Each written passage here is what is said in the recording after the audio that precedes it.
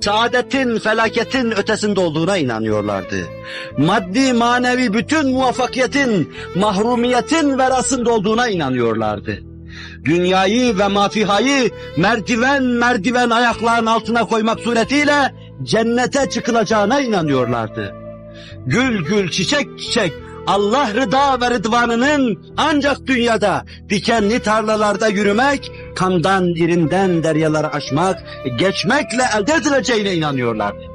Onun için mesut ve bahtiyar. Bugünün sinek ısırması nev'inden Müslümanların başına gelen bela ve musibetlere karşı Allah Müslümanlara sabır ve metanet ihsan eylesin.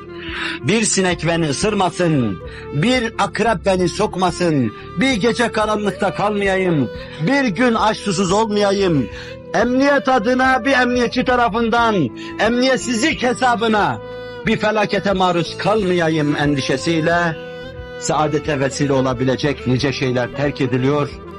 Allah Celle Celaluhu bizleri hakiki mümin olmaya muvaffak kılsın ve terk ettirmesin inşallah.